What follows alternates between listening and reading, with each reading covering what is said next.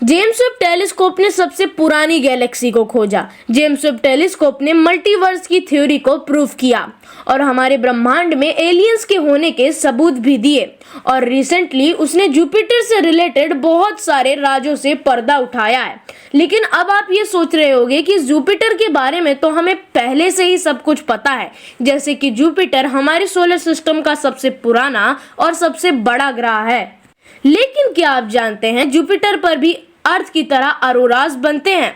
या क्या आप जानते हैं जुपिटर के मून्स के पास भी मैग्नेटिक फील्ड है? आज की इस वीडियो में हम इन्हीं सवालों के जवाब ढूंढने की कोशिश करेंगे, तो बने रहिएगा वीडियो में एंड तक। जुपिटर की कहानी की शुरुआत होती है आज से 4.5 अरब साल पहले, जब हमारे सूर्य का जन्म हुआ था। इसीलिए ये हमारे सोलर सिस्टम का सबसे पुराना ग्रह है और सबसे बड़ा भी। इस प्लेनेट का नाम किंग ऑफ द गॉड्स के नाम पर जॉब्स रखा गया।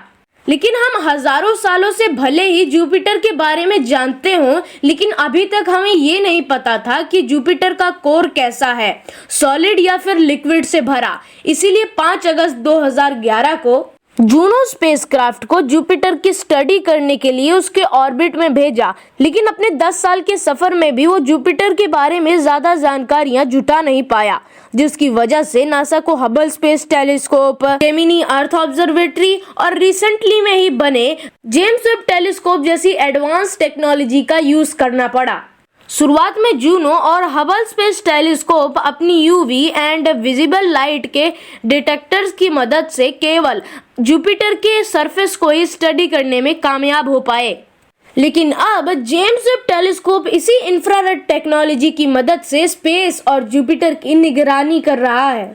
और कई दिनों के डाटा कलेक्शन के बाद हमें ये पता चला कि भले ही सूरज से दूर होने के कारण जुपिटर पर ठंड हमें जमा सकती है, लेकिन उसका कोर सोलर सिस्टम में सेकंड सबसे ज्यादा गर्म कोर है सूरज के बाद। शॉकिंग ना? तो क्या ऐसा पॉसिबल है कि जुपिटर के अंदर कोर में जो गैसेस हैं वो इतने ज्यादा प्रेशर की वजह से लिक्विड रूप धारण कर लेते होंगे, या फिर उसका कोर कोई सॉलिड से बना हुआ है? इस चीज को लेकर तो वैज्ञानिक भी परेशान हैं। लेकिन वैज्ञानिकों को इतना पता है कि जो जुपिटर का कोर है वो कभी ना खत्म होने वाले तूफान को भी जन्म देते हैं। लेकिन दोस्तों, यूवी और विजिबल डिटेक्टर की मदद से हमने जिन फोटोज को कलेक्ट किया, उनकी मदद से हम ये तो जान चुके थे कि जो जुपिटर के ऊपर ये बैंड्स दिखते हैं हल्के कलर के, ये दरअसल अलग अलग गैसेस की लेयर हैं, जिनमें 644 किलोमीटर प्रति घंटे से चलने वाला बवंडर मचा है। लेकिन इन्हीं उल्टी दिशाओं में चलने वाली तूफान ने आज से 400 साल पहले साउदर्न हेमिस्फीयर में एक विशालकाय तूफान को जन्म दिया, जिसका आकार 2 पृथ्वी जितना था, जिसका नाम रखा गया द ग्रेट रेड स्पॉट। वैज्ञानिक इस तूफान की स्टडी करने में लगे ही हुए थे और इसी समय एक और शॉकिंग बात पता चली कि ये जो रेड स्पॉट है ये धीरे धीरे सिकुड़ रहा है। मतलब जुपिटर के अंदर ऐसा कुछ तो जरूर चल रहा है जिसकी वजह से इस तूफान की स्पीड धीमी हो रही है और जो लगातार सिकुड़ता ही जा रहा है।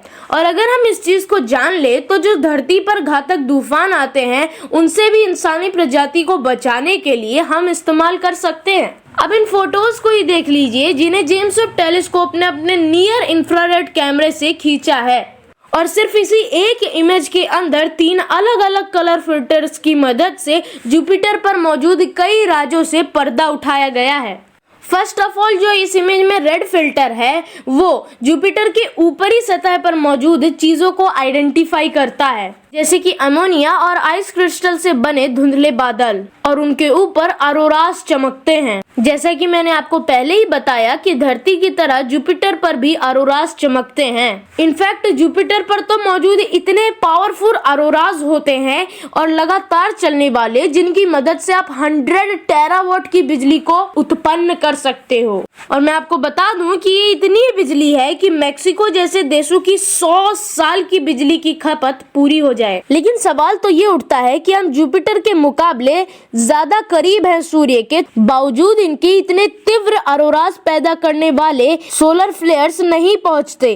लेकिन जुपिटर पर ऐसा कैसे हो जाता है? तो दोस्तों, इसका जवाब ये है कि अर्थ के पास जुपिटर की तरह 3 बहुत विशाल आकार वाले मून्स मौजूद नहीं हैं। जी हाँ, जुपिटर पर हो रहे इतने तीव्र अरोरास का जो रीजन है वो सूर्य नहीं बल्कि जुपिटर के पास मौजूद 3 विशाल मून्स हैं, जिनमें में से 2 मेन हैं, आईओ और गैनीमेड। तो अगर देखा जाए तो सबसे करीबी वाला जो चांद है आईओ, वो जब जुपिटर के 4 चक्कर लगाता है, तब दूसरा सबसे करीबी चांद यूरोपा 2 चक्कर लगाता है, और जब 2 चक्कर यूरोपा लगाता है तो सबसे दूर मौजूद गैनीमेड सिर्फ 1 चक्कर लगाता है, जिसमें में से आईओ एक एक्टिव वॉल्केनो मून है और दूसरी तरफ गैनीमेड जो कि हमारे सोलर सिस्टम का इतना बड़ा मून है जिसके पास खुद की मैग्नेटिक फील्ड्स मौजूद हैं। तो जो आईओ पर वॉल्केनिक इरप्शंस होते हैं, उनके जो चार्ज पार्टिकल्स होते हैं वो जुपिटर के मैग्नेटिक फील्ड या फिर तो गैनीमेड के मैग्नेटिक फील्ड में फंस जाते हैं। जिस तरह से सूरज से आने वाली सोलर फ्लेयर्स हमारी पृथ्वी के मैग्नेटिक फील्ड में फंस जाती हैं और यही जन्म देती हैं खूबसूरत से दिखने वाले ऑरोराज लाइट को। और अगर हम जेम्स वेब द्वारा खींची गई इस इमेज को ध्यान से देखें तो सिर्फ हमें ऑरोरा लाइट्स ही खूबसूरत नहीं दिखेंगी, बल्कि जो गैस के बैंड्स मौजूद हैं जुपिटर में वो भी बहुत ज्यादा खूबसूरत दिख रहे हैं। जुपिटर के एटमॉस्फेयर में अमोनिया क्रिस्टल्स, हाइड्रोजन, हीलियम और मीथेन जैसी गैसों से भरा पड़ा है। तो ऐसे में देखा जाए तो हाइड्रोजन और हीलियम हल्के गैसेज हैं, इसीलिए ये ऊपर की तरफ मौजूद होते हैं, और मीथेन जो भारी गैस है वो नीचे चली जाती है। लेकिन देखा जाए तो जुपिटर के नीचे वाले भाग में बहुत ही गर्म कोर मौजूद है और ऊपर जमा देने वाली ठंडी है। तो ऐसे में मीथेन गैस जो कि भारी होती है वो गर्म होकर हल्की हो जाती है और ऊपर की तरफ बढ़ने लगती है, और इसी चीज के चलते हमारे सोलर सिस्टम के सबसे बड़े ग्रह के अंदर द ग्रेट रेड स्पॉट का जन्म हुआ। और इस इमेज में देखा जाए तो एकदम अलग से ही चमकता है ये द ग्रेट रेड स्पॉट, और इस इमेज में जितनी हाई एल्टीट्यूड वाली जगह है वो कुछ इस तरह से चमकती हैं। इसका मतलब ये है कि द ग्रेट रेड स्पॉट सिकुड़कर ऊंचा होता जा रहा है। इसकी ऊंचाई जुपिटर की ऊपरी सतह तक आ गई है। और अगली चौंका देने वाली बात यह है कि जुपिटर जो कि हमारे सोलर सिस्टम का सबसे बड़ा ग्रह है, उसका कोर लगभग सूरज जितना ही गर्म है और उसका एटमॉस्फेयर भी हाइड्रोजन और हीलियम से भरा पड़ा है, बिल्कुल हमारे सूरज की तरह।